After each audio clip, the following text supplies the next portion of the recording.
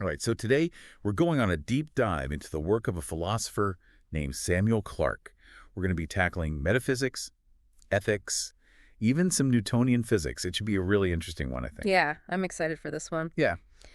Clarke is kind of a bit of a hidden gem Okay. in the history of philosophy, but his impact was huge. He lived from 1675 to 1729, Okay. right between John Locke and George Berkeley, Oh, wow. two absolute giants. Wow, so right in the thick of it. So it sounds like he was in the middle of this, like, Yeah. just incredible explosion of thought and ideas.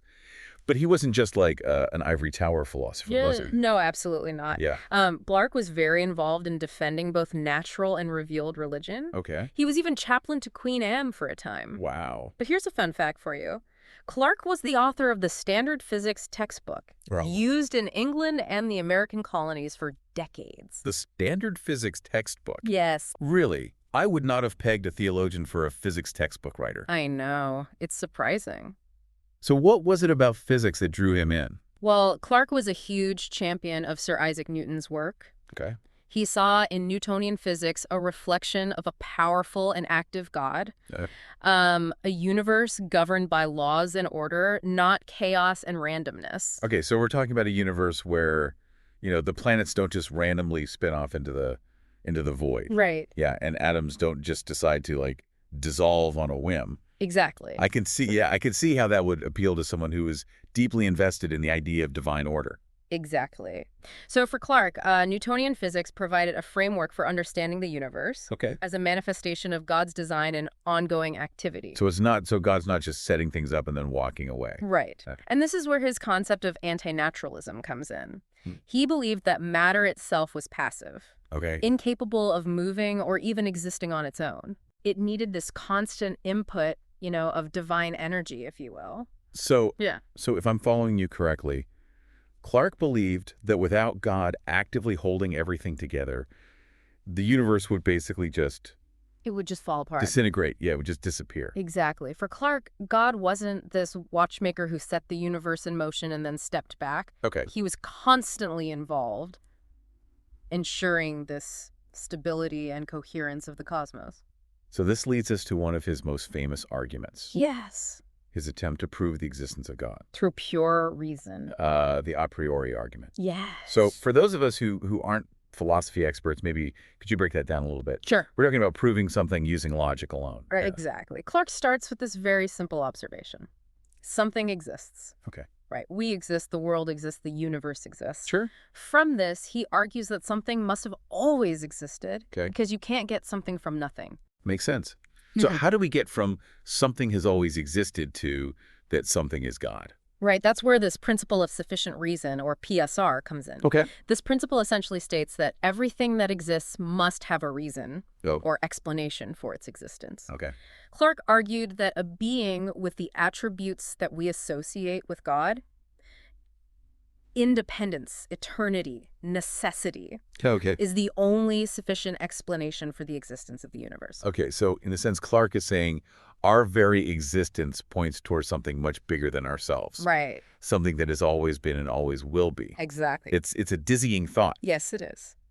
But I'm curious about this idea of like a necessary being and how that connects to his understanding of space and time. Right. Were those just like abstract concepts to him? Right. Or did they have this like deeper meaning that's tied to his beliefs about God?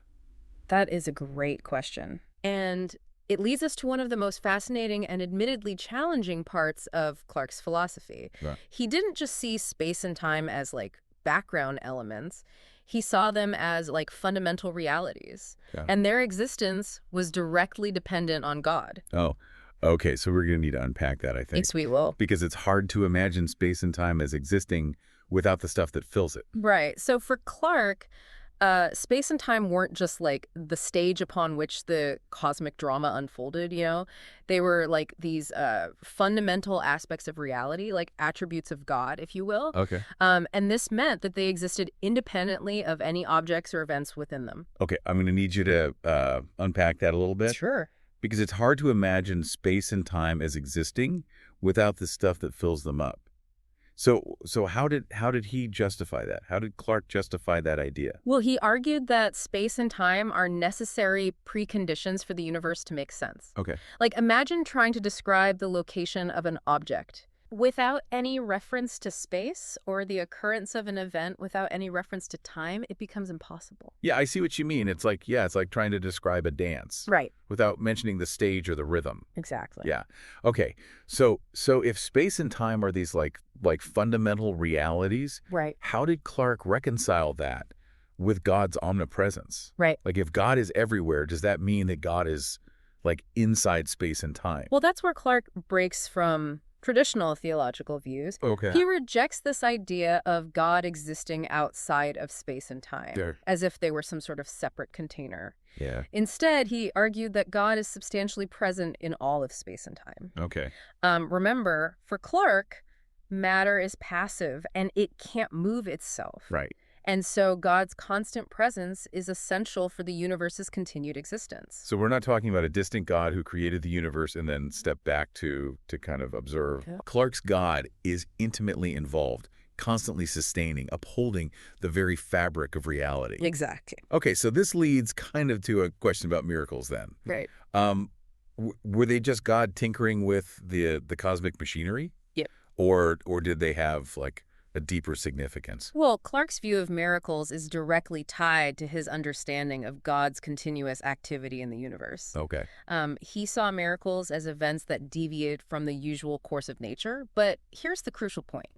He believed they were only miraculous from our, limited human perspective. Hold on, are you saying that miracles weren't actually supernatural? Well, in a sense, yes. That sounds a bit radical, even for Clarke. Well, Clarke believed that God's wisdom and goodness are unchanging. Okay. So any seemingly unusual intervention is simply part of God's eternal plan. Okay. A plan that we, with our finite minds, can't fully comprehend. So it's like watching a master chess player. A move might seem really strange to us, but it's all part of a grand strategy that we don't fully grasp. Exactly. Didn't Clarke have this famous debate with Leibniz about this very topic? He did, yes. If I recall correctly, Leibniz had a very different view of miracles. He did. Absolutely. The Clarke-Leibniz debate is a classic philosophical showdown. Yeah. Leibniz believed that God created a perfect, self-sufficient universe governed by immutable laws. Okay.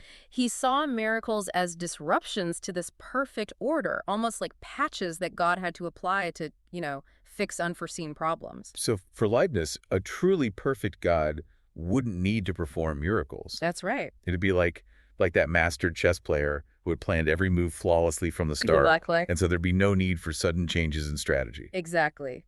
That difference in perspective was at the heart of their disagreement. Okay. Clarke, with his emphasis on God's active role, saw miracles as these demonstrations of God's power. Okay. And a way to communicate with humanity. Leibniz, on the other hand, saw them as imperfections in an otherwise perfect creation. Okay, so it sounds like they weren't just debating the nature of miracles, but like the very nature of God's relationship to the universe. Absolutely. Yeah, this whole discussion has been mind-blowing. But I'm also curious to know about Clarke's ethical views. Right. He seemed very preoccupied with physics and metaphysics, Yeah. but did he give any thought to, how we should live our lives? He did. Clarke's ethical theories were just as intricate and fascinating as his metaphysical ideas. Okay. His entire ethical system revolved around this concept of fitness, Okay. the inherent rightness or wrongness of certain actions. So is he saying that just like there are laws of physics governing the material world, Yes, that there are like moral laws governing human behavior, exactly. and these moral laws are independent of God's will? That's right. And get this. He believed these moral truths were eternal, necessary, and discoverable by human reason. Wow, that's a bold claim. It is. So what did this idea of fitness actually mean, in practice? Can you give me a concrete example? Sure. Think about borrowing something from a friend. Okay. Returning it is the fit thing to do, right? Right. It's a matter of equity and fairness, which were central ideas in Clarke's ethics. Okay. He believed we have a moral obligation to act in accordance with these inherent fit relationships, Okay. regardless of rewards or punishments. I'm starting to see how this connects to his overall philosophy. Right. He's applying that same rigorous logic and reasoning Right. to the realm of ethics. arguing that there are these objective moral truths Exactly. that we can discover through, like, rational inquiry. Precisely. Clarke was a true champion of reason. He believed it was our most powerful tool for understanding both the universe and our place within it. Okay. But this commitment to reason also got him into trouble, Uh-oh. especially when it came to his views on the Trinity, Okay. a core doctrine in Christian theology. Oh, this should be interesting. What does Clarke have to say about the Father, Son, and Holy Spirit? Well, I have a feeling it wasn't your standard, Sunday school interpretation. you could say that. His take on the Trinity was quite complex Okay. and ultimately controversial. To simplify it a bit, he argued that while each member of the Trinity is a person, Okay. only God the Father is self-existent. Okay. He believed that God the Son derives his power and authority from God the Father. So he's essentially suggesting a hierarchy Right. within the Trinity, with God the Father at the top. Exactly. That's definitely going to ruffle some feathers. Oh, yeah. Was this seen as heresy? It sparked a huge debate, Okay. with some accusing him of denying the full divinity of Christ. Wow. And this controversy kind of overshadowed some of his other philosophical work Okay. and put him at odds with some powerful figures in the church. It's fascinating how Clarke's commitment to reason and logic led him to challenge established doctrines, even in the realm of religion. But let's shift gears a little bit and talk about his overall impact on philosophy. Okay. Did his ideas have, like, a lasting influence? Or were they mostly forgotten after his death? Well, Clarke's influence was significant, particularly in England and Scotland. Okay. He was this key figure in popularizing Newtonian physics Okay. and interpreting its philosophical implications.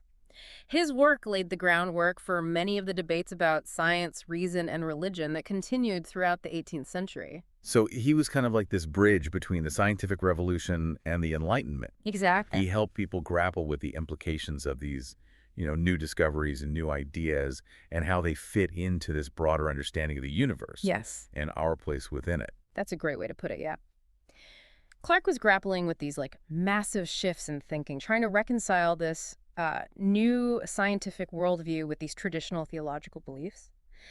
And his influence wasn't limited to, physics and metaphysics. Remember, his concept of fitness and ethics, that had a lasting impact on moral philosophy as well.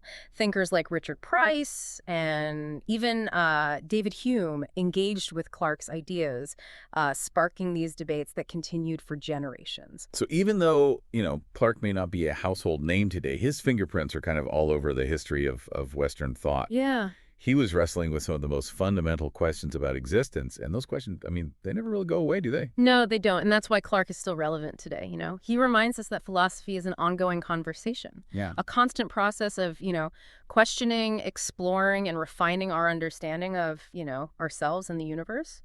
He wasn't afraid to challenge the status quo, whether it was in physics, metaphysics, or even theology. I think we've covered a lot of ground in this deep dive. Yep. We've explored Clarke's views on everything from, the nature of God to the foundations of morality. We even touched on his role in the scientific revolution. Mm-hmm. I have to say, I've come away with a new appreciation for this often overlooked philosopher. Me too. Clarke may not have all the answers, but he certainly knew how to ask the right questions. Yeah. And that, in itself, is a valuable legacy. Well said. Before we wrap things up, I want to circle back to something you said earlier about Clarke's concept of space and time as attributes of God. Right. If space and time are more than just, empty containers, if they're fundamental aspects of the divine, what does that tell us about the nature of reality? Does it change how we think about God's relationship to the universe and to humanity? That's a fantastic question, and it's one that continues to fascinate philosophers today. Does God exist, within space and time, as Clarke argued, or are those concepts themselves part of God's very being? If so, what does that mean for our understanding of, divine action, creation, and even our own existence? These are profound questions without easy answers. It's mind-boggling, really. Clarke's philosophy pushes us to kind of expand our understanding of the universe and grapple with the truly mysterious aspects of existence. Absolutely. And I think that's one of the greatest gifts a philosopher can give us, the sense of wonder and a desire to keep exploring. Well said. Samuel Clarke may not be a household name, but his ideas continue to resonate, reminding us that the pursuit of knowledge and understanding is a journey without end. And on that note, I encourage our listeners to, continue their own explorations. Read Clarke's work, delve into the history of philosophy, and keep asking those big questions. You never know what insights you might discover. Thank you for joining us for this deep dive into the world of Samuel Clarke. We hope you've enjoyed the journey. Until next time, keep seeking, keep questioning, and keep the philosophical conversation going.